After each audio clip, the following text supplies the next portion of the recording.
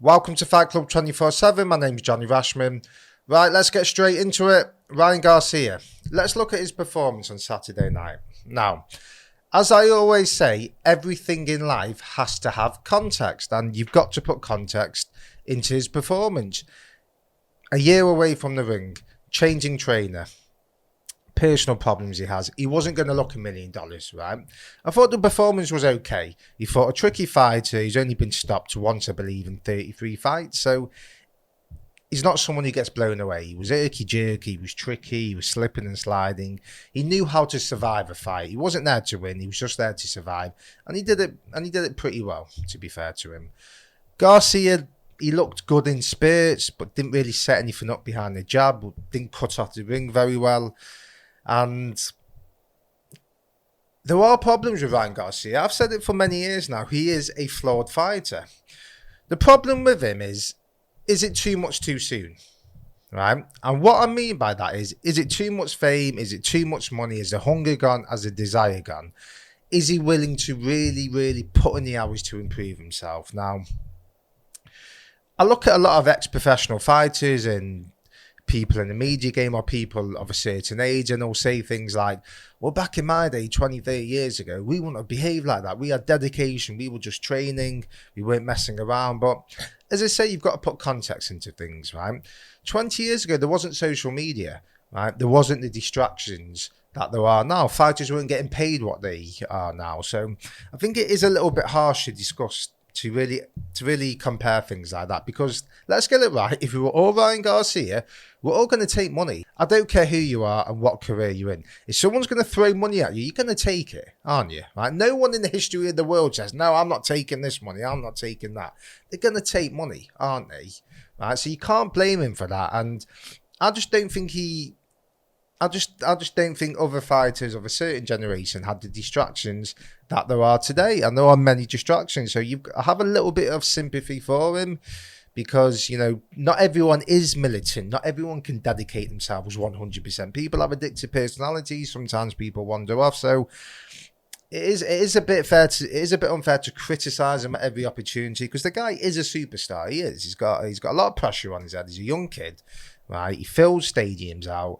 He's gone down the social media route. He's a bigger social media star probably than he is boxer, to be quite honest with you. So he's got that following. So that is gonna play a part in your boxing career. And I just don't think he has a desire to really, really work on his imperfections, should we say? Because for me, with Ryan Garcia, the issue is boxing fundamentals. Like, it's very strange to see, because he's got such fast hands, but everything else is just really mediocre. His footwork's not great. He sort of plods forward, doesn't really cut off the ring or create angles. His head movement's pretty poor, and he makes like amateur mistakes. You can see him when someone throws a straight right at him, he turns away. It's not riding the shot that Canelo and Floyd Mayweather do that really well, where you just ride a shot and you can take the impact away. But it's not that. It's like he closes his eyes. It's like when someone hits him, sometimes he just turns away. And I've seen it a few times. Right? I have. In a few of his fights, I've seen him do that, especially in his early fights. You can see it. Gets up against the ropes and someone throws a straight right hand or combinations, and he just turns away. Now, and that's not an exaggeration. I can clip it up and I can show you. Like, that is legitimately true, and that's just boxing fundamentals. It really is. And a professional fighter I know called Ryan O'Rourke, shout out to him. He fought in his American debut on Saturday night for Star Boxing. Really classy performance. And Ryan's a light welterweight. Really, really good fighter, undefeated fighter. But he has been boxing his whole life, since he was 3 years old. Right, his dad's his trainer. He's been in the gym with him. And I know for a fact, he's told me, he will work on foot movement for hours and hours and hours and hours and hours. Right, I'm not lying to you, for hours. In his gym, O'Rourke's gym, they make a big thing about foot movement. They'll drill it. They won't be doing the fancy stuff. They'll just literally just paint lines on the floor, right, and say, right, do your shadow boxing or whatever bits of foot movement, whatever drills that they do. And they'll do it for hours. I know Ryan even likes it. He's told me, he said, look, people might hate doing that, but I like it. And you can see him just literally, he can be there for 2 hours just on foot movement, just on drills. I don't think Ryan Garcia has that discipline or desire. I don't think he's got it in him to, like Ryan O'Rourke, to just literally look in front of the mirror and shadow box for 2 hours and look at your foot movement or do drills. I don't think he's got that in him. So how is he going to really improve than what he is now? He's only young, and he may very well do, right? But going back to, is it too much too soon? I think when you've got loads of money, and I know I said it's not his fault and it's a different era, but it's going to play a part in your psyche, in your brain. When you've got that money there, you're not fighting for your life. You're not fighting for your family. You're sort of really playing boxing because you're doing it because you want to do it, you know? A lot of fighters, like Ryan O'Rourke and other fighters, they ain't got nothing else. They ain't making loads of money. Their job is to fight. They're fighting for their lives and their futures. Right? They're dedicated. They're hungry. They want to work on their imperfections. They want to work on their weaknesses. They'll make a point of working on it. I don't think Ryan Garcia... I think he's got to the stage now where he's superstar status, but his experience doesn't warrant that. You know, so... I don't see how he gets any better. Now, he could do with his age, but there's just so many fundamental mistakes that he does.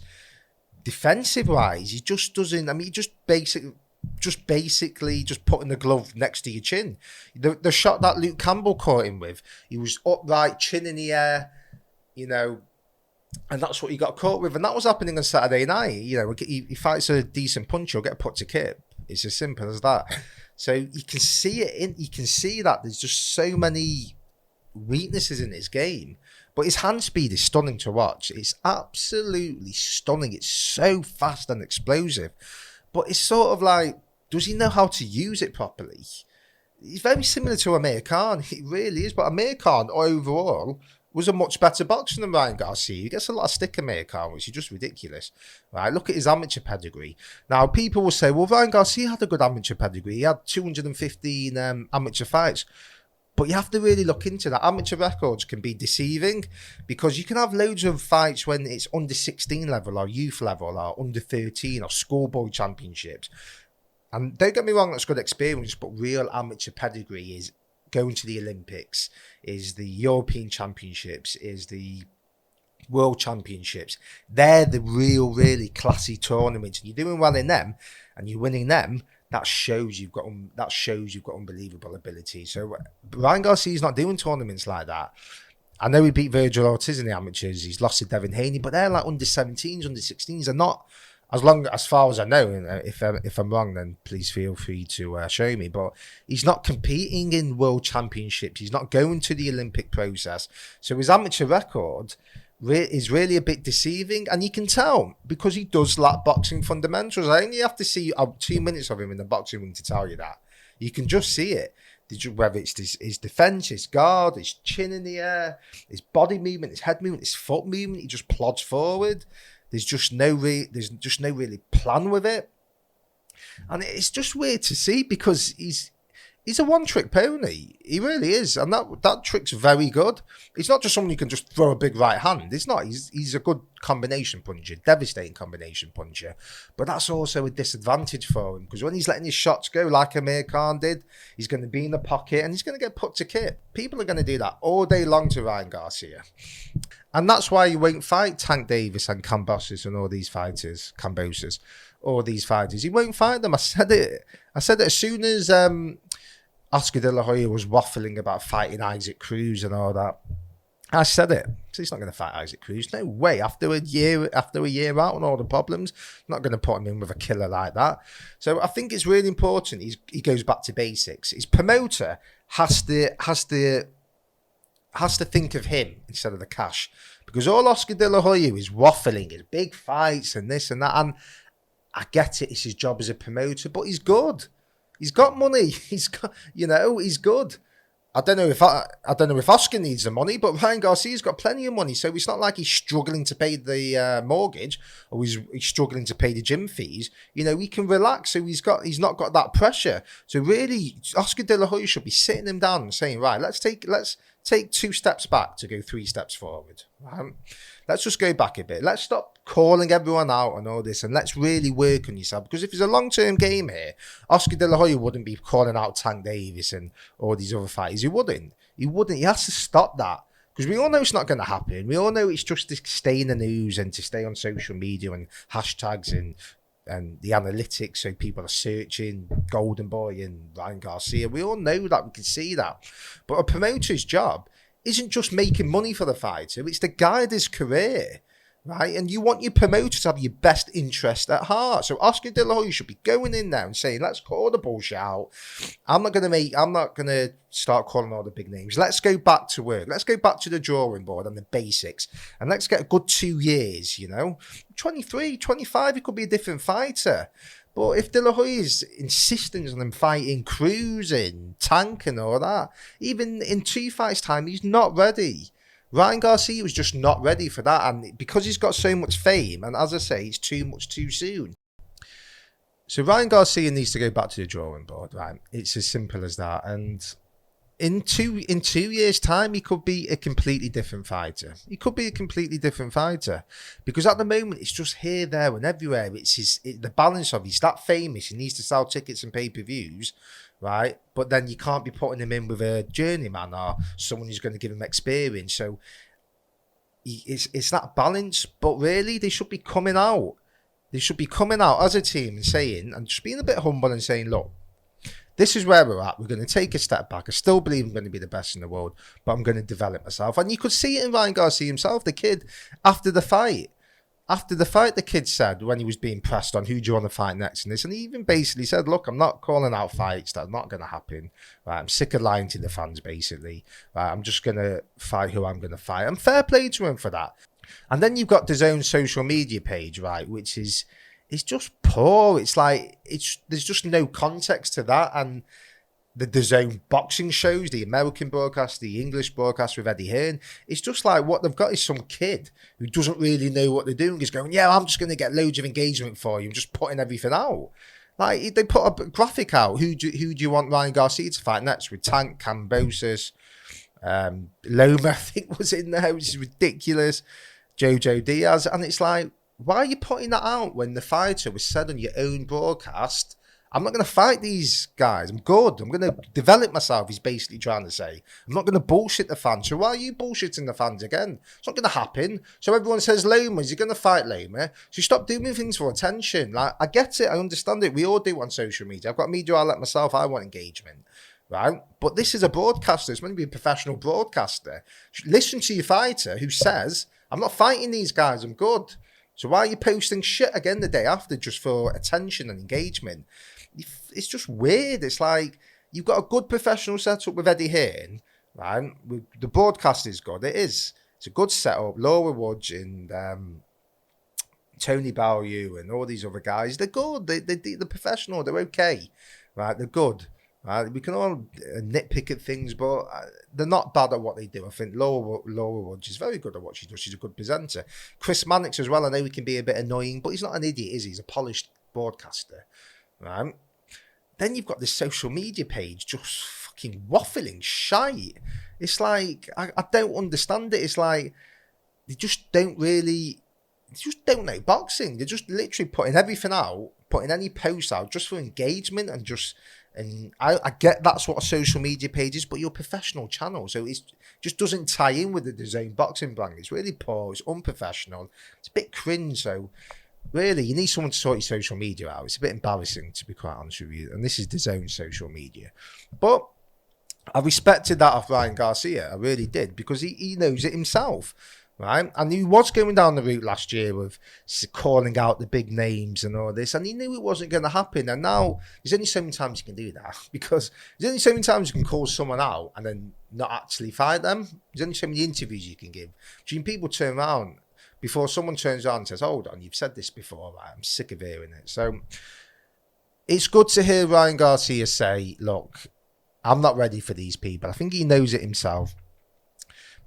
Going back to the Rhino Walk thing, is he disciplined and humbled enough to spend 3 hours a day on his foot movement, right, for the next year, right? Because that's what he needs. defensive drills, not all these fast, flashy things. I know that's just for camera half the time, right? When he's doing all these combinations, 1,000 punches a minute and all that. It's a little bollocks. Don't work. Don't matter in a fight. Great, you can throw 1,000 punches in 30 seconds or whatever it is. It doesn't mean anything, right? And don't get me wrong. He's not in the gym doing that as actual drills for a fight. He's not. But he needs to just really, really knuckle down. And I just don't know if he's going to have the desire for it. I don't know if he's going to have the desire. Canelo's team got rid of him. I know he said he's left, but I think they've pushed him out the door. So there's a discipline issue, isn't there? And it's, I don't want to keep going on about the kid because he's obviously got some type of discipline. He's a world level fighter. He is, right? And that's not easy. I don't care who you are, right? Boxing is the hardest sport in the world. Any level, don't matter if you're fighting in a charity fight or a world championship fight, you've got to dedicate yourself. And he's got some type of dedication. There's no doubt about that. But I just don't think he's going to. I don't think he's going to evolve. If anything, I think he might go backwards. I don't know. He really needs someone in his team. As I said, it should have been De La Hoya, as I mentioned before, but it's not going to be De La Hoya. His trainer, Joe Goosen, right, he's an old school guy, got a lot of experience, but is he really going to sit there for 3 hours a day and work on the fundamentals? I don't know. I don't know. Because for me, he needs someone really pushing him, right? Who's really going to sort those weaknesses out because there's just so many of him and it's just glaringly obvious to see. And he does have potential, he really does. Attacking wise, he's a dangerous fighter. Don't care who you are, right? If he's letting his shots go with his speed and power, you're in trouble. You've got to really be on your game, right? But if you know that's only if you do know that's the only thing he's got, then you can navigate yourself. It's easy to navigate yourself through that. If someone's got great foot movement with that and great defense, then that's a fucking big problem. That's a really big problem. But if someone's just going to throw combination punches, you know what to do. You know what he's going to do. You can read it. You know, you can slip under. You can tie him up at close range. You can get him against the ropes. You know, there's so many things you can do. And I can see on Saturday night, as I keep saying, it's the chin up in the air. Like Luke Campbell, he caught him with that shot. Right? He caught him when he was coming back, Ryan Garcia, his chin was in the air and he got caught with a straight shot down the pipe. And he's always getting caught with straight shots. I know Campbell was a southpaw, but even on Saturday night and other fights I've seen, he's getting caught with a straight shot and you can see him turning away. And that's just basic boxing fundamentals. So he's got a lot of work to do, Ryan Garcia.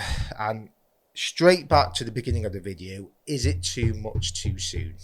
Is it too much too soon with him? I'm afraid to say I think it is. I think it is. I don't think the desire is there to work on the weaknesses.